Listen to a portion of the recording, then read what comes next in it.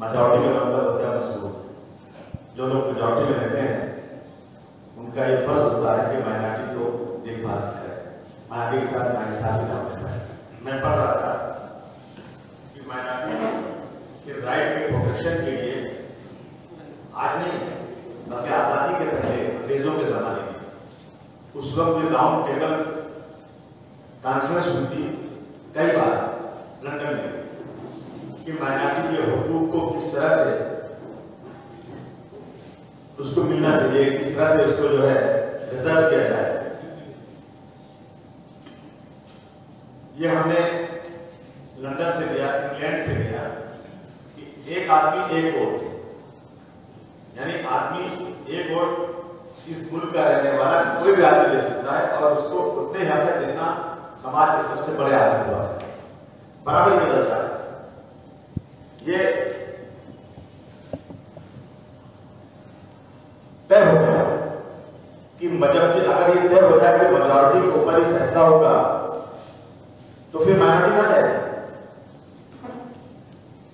अगर 100 आदमी 20 आदमी माइनॉरिटी में और 80 आदमी मेजॉरिटी में और हाथ उठा के फैसला जैसे पार्लियामेंट में होता है कि 543 की पार्लियामेंट में 273 लोग हाथ उठाकर जो फैसला करेंगे वही कानून बनेगा। तो जो माइनॉरिटी लोग हैं वो बहुत ज्यादा है, तो ये वो अपना फैसला कैसे करेंगे? 3 बार इसकी कॉन्फ्रेंस हुई है लंदन के अंदर, लेकिन ये कॉन्फ्रेंस फेल हुई। इस कॉन्फ्रेंस के अंदर डॉक्टर भीमराव अम्बेडकर और सर आगा खान, राव बहादुर, हनी साइगन, एक साइड की तरफ से ये सब लोग बैठे उसमें कि किस तरह से माइनॉरिटी के हक की लड़ाई लड़ी जाए, लेकिन इस पर फैसला नहीं हुआ है। जब इसमें फैसला नहीं हुआ इस पर और 1947 में जब देश आजाद हुआ तो नतीजा क्या निकला? नतीजा निकला कि इसी के ऊपर भारत के 2 टुकड़े हो गए, हिंदुस्तान पाकिस्तान बन गया। और अब जब से मोदी जी की सरकार है, मैं मोदी की सरकार में उसके पहले अगर आता है 1965 में एक पार्लियामेंट में इंदर मल्होत्रा जो सेंट्रल सेक्रेटरिएट के अंदर इन्होंने एक सर्वे करके बताया कि सेंट्रल सेक्रेटरिएट में फर्स्ट ग्रेड के सर्विसेज में जहां 681 जो नौकरी करते हैं वहां सिर्फ मुसलमान के काम करते हैं। ये आजादी के बाद और उसके बाद 1971 में होम मिनिस्टर लोकसभा में मिस्टर राम निवास बिरथा, इन्होंने एक सवाल के जवाब में बताया कि जहां 2000 लोग हैं वहां 4 लोग हैं 4 मुस्लिम काम करते हैं, या क्लरिकल जॉब में 9900 लोग हैं वहां मुसलमान 21 काम करते हैं, जहां 140 लोग हैं सेक्रेटरिएट में वहां 2 लोग काम करते हैं, एक डिपार्टमेंट में 395 लोग वहां 5 मुसलमान काम करता है, एक जगह 1666 लोग हैं वहां 12 मुसलमान और 4560 की मेजॉरिटी में सिर्फ 19 मुसलमान। आजादी के बाद 1952 पेपर में 1952-53 में जवाहरलाल नेहरू ने कहा, यह बहुत तशवीश की बात है, बहुत फिक्र की बात है कि आज फौज में मुसलमान दाल में नमक के बराबर रह गया है। और अब जब से मोदी की सरकार आई तब तो माशाअल्लाह देखिए आप क्या होता है, कोई सुनने को मिल जाए। इसके पहले रिपोर्ट आई थी वो सच्चा कमेटी की, मैं पार्लियामेंट में था, मुझे अच्छी तरह याद है कि हमें दिल्ली में एक क्लब में बुलाया गया और जो इसके मेंबरान थे सच्चा कमेटी के, उन्होंने हम लोगों से बातचीत किया कि जब पार्लियामेंट में इस पर बहस होती तो आप लोग जरा सुनिए कि इस रिपोर्ट में क्या हमने पाया। जब पहली बार उन्होंने कहा कि हमारी सच्चा कमेटी की रिपोर्ट पूरे देश में गई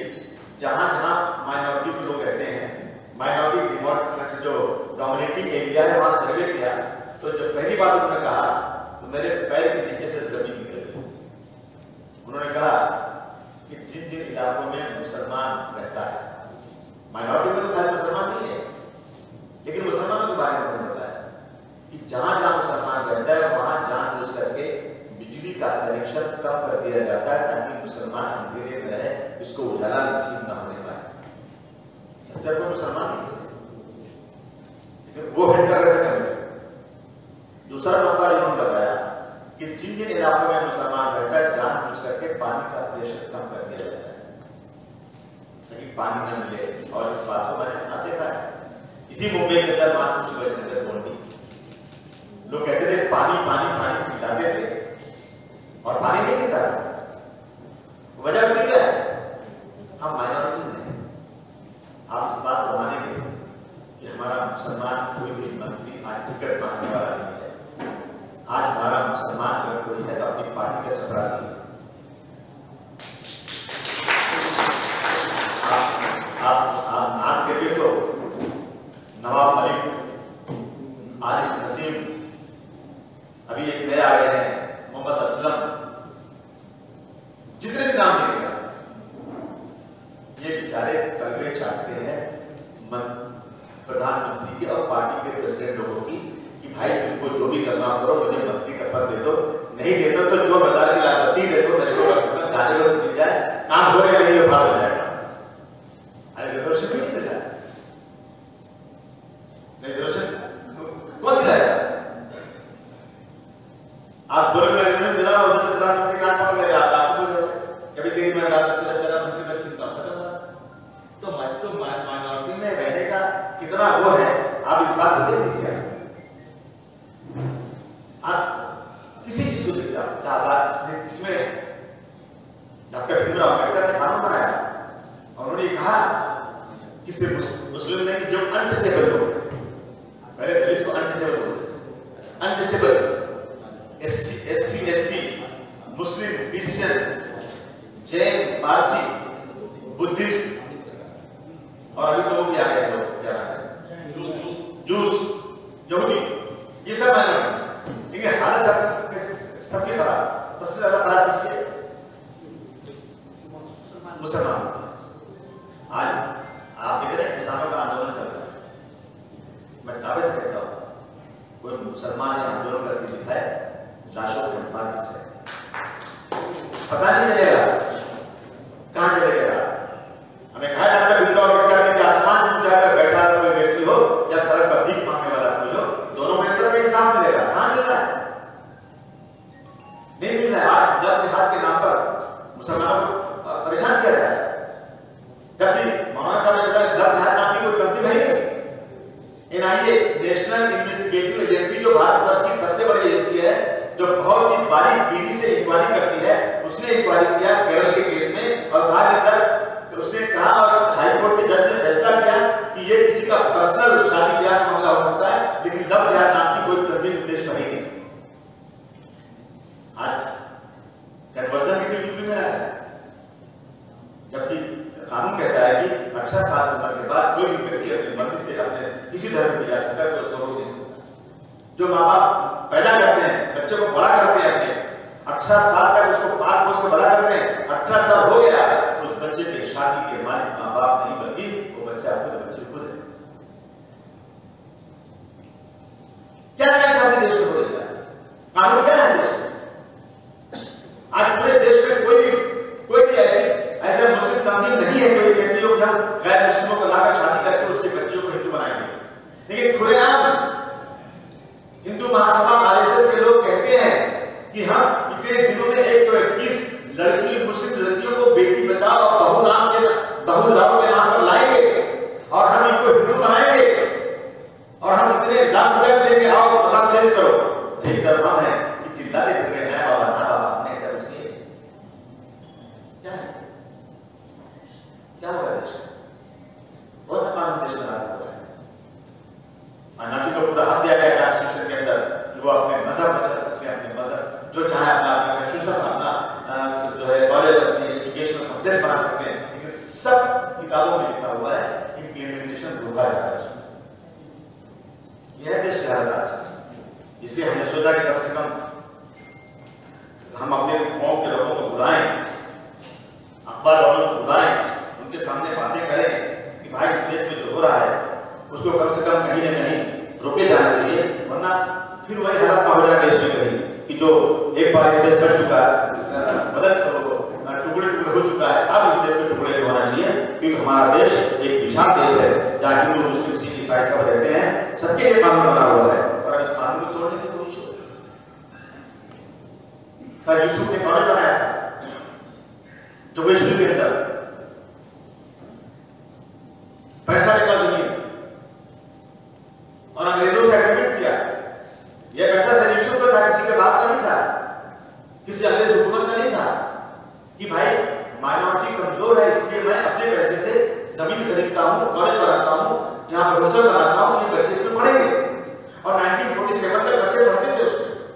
जैसे आजादी आई सरकार ने कहा नहीं, ये माइनॉरिटी का कॉलेज नहीं होगा, ये सरकारी कॉलेज होगा।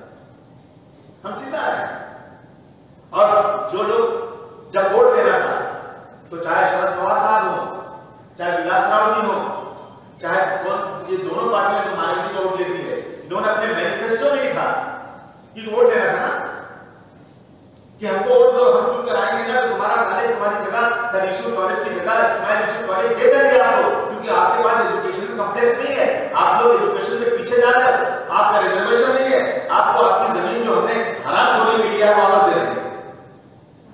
हम बात आते हैं सर दे दीजिए हमारी जमीन नहीं दे। बदल सको तो बदल 2000 का, वरना वक्त करते बदल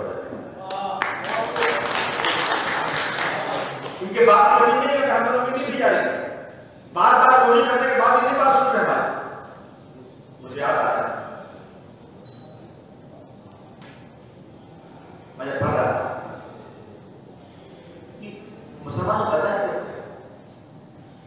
मैं हिस्ट्री पढ़ रहा हूं आजादी की, जब गांधी जी ने कहा कि स्वदेशी आंदोलन चलाओ, भारत अंग्रेजों का सम्मान, इसी मुंबई के अंदर एक साथ बैठे मानचेस्टर का कपड़ा, बर्मिंघम के कागज, ये सब अब्दुल रहमान नाम के शख्स की रिपोर्ट करते हैं। बड़े बड़े बेगम लोग थे जो सारा कारोबार करते थे। जैसे गांधी ने कहा कि स्वदेशी आंदोलन, उन्होंने सारे कंपनियां अंग्रेजों को वापस कर और फिर यहाँ के गरीबी में आ गए और ये सारी कंपनियां मारवाड़ियों ने, गुजरातियों ने औने दाम खरीद दिया और बड़े बड़े जा रहे, देश के लिए कुर्बानी दिया और हमारे देश में हो गए। अभी पूना के अंदर वो कंप्यूटर इंजीनियर, क्या नाम था उसका, मोहसिन दादा था, उसको कुछ हिंदू नाम से संगठन ने मार दिया उसको। क्या गलती है उसकी? और मुझे मेरे पैर इतनी से जमीन निकल गई कि हम इस बात का गर्व करते हैं, अहंकार हमको है कि अगर एक तरफ 100 लोग हो, एक तरफ गरीब आदमी हो, उसको मारा जाए, वो कोर्ट में जाएगा, इंसाफ मांगेगा, तो इंशाअल्लाह 100 आदमी के खिलाफ सच्चे आदमी के लिए फिर में फैसला है। ये हमें धर्म था, हमें उम्मीद थी, लेकिन क्या हुआ? कोर्ट के जज साहब फैसला देते हैं, कहते हैं कि मुस्लिम की गलती थी कि मुसलमान था, गलती थी मुसलमान था, और मारने वाला इसलिए उसको छोड़ दो कि उसने आगे बड़े कोई मर्डर नहीं किया, पहले मर्डर किया उसने, वो आदमी मुस्लिम नहीं था, वो मुसलमान समझ कर मार दिया उसने, इसको जमानत दे दिया। सुप्रीम कोर्ट ने खैर बाद में उसको दे दिया, अगर ये मुल्क के अंदर होगा तो अगले कहने कैसे नहीं हो सकते। याद रखिए कि जुल्म और नाइंसाफी की कोख से आतंकवाद पैदा होता है। आप आदमी को उठा के जेल में डाल दोगे, क्या आतंकवादी है? कितना डाला? एक आदमी की मैंने बचपन में देखा है,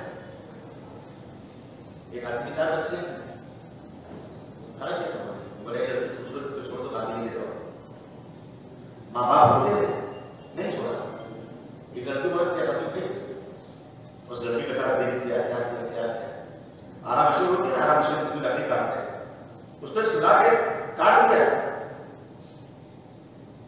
समाजवादी की सरकार ने गिरफ्तार किया तो बीजेपी की सरकार ने आने के बाद सत्तर करना वापस लिया। क्या कैसे इंसान?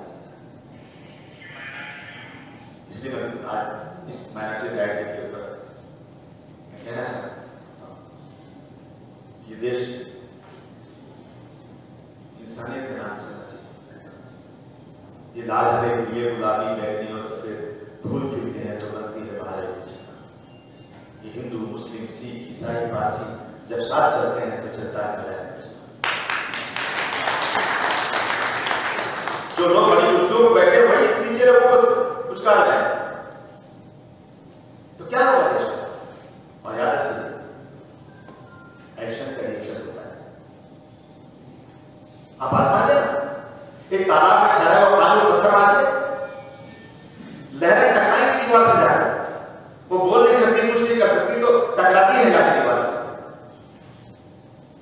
एक मरते हुए आदमी के बदन में सांस दाखिल होगी ना, उसको मारो झापड़ रिएक्ट करेगा, मारने का रिएक्शन तो जरूर है, बदन हिले। और एक कुत्ते को शेर दौड़ाए, कुत्ता बिल्ली को शेर दौड़ाए, बिल्ली भागी जब से रहेगा अब मेरी जान रखने वाली नहीं है तो एक बार पलटेगी और शेर का हमला करेगी, कितने मर जाएगा। एक्शन का रिएक्शन बहुत खतरनाक। ऐसा ना हो कि एक्शन का रिएक्शन शुरू हो जाए देश में। कमजोर की मदद होना चाहिए। आज हमारे पास पार्लियामेंट में कितने लोग? भारत में मुसलमान की तादाद ऑफिशियल जो गवर्नमेंट बताती है वो 14% और लोकसभा में हम 4.9%। हम सेंट्रल गवर्नमेंट के मुल्कों में 3.7%। 28 रियासत, देश के 28 स्टेट के अंदर डीजीपी और चीफ सेक्रेटरी एक ही मुसलमान है। धर्म के नाम पर किया जाता है और मोदी जी इस मुल्क को म्यांमार बनाना चाहते हैं। CANCR ये क्या है? एक ही बात कहना चाहता हूं दोस्तों, 50-70 सालों से सोई हुई अपनी कौम मैं उसको नींद से जगाने आया हूं। 70 सालों से सोई हुई अपनी कौम मैं उसको नींद से जगाने आया हूं। तमाम कौमों ने तैयारी अपनी कर ली है, इस बात की तुमको खबर आ गई है।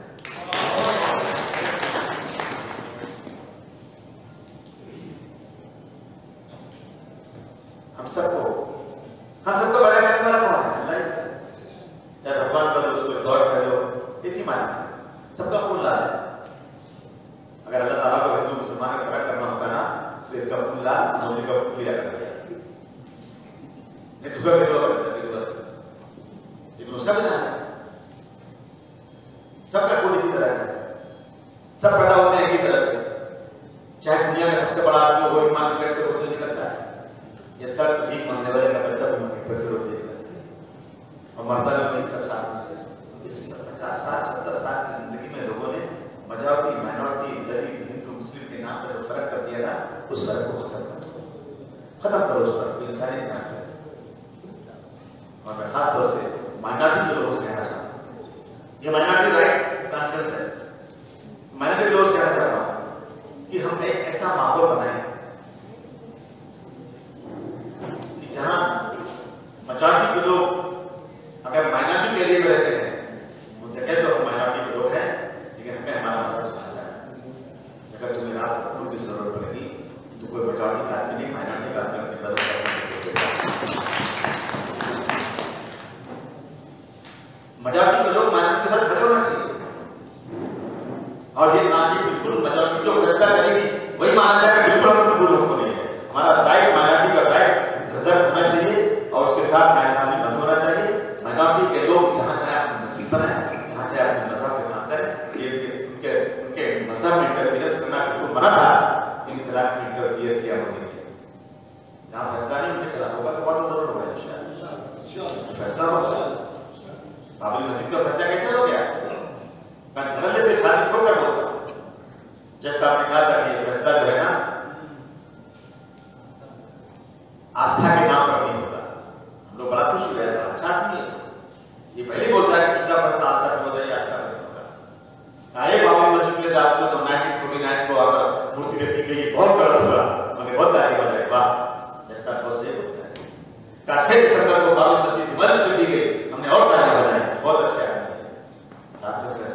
जिन बाबरी मस्जिद शहीद किया था उसी को दे दिया था, बिल्कुल मस्जिद बना दो।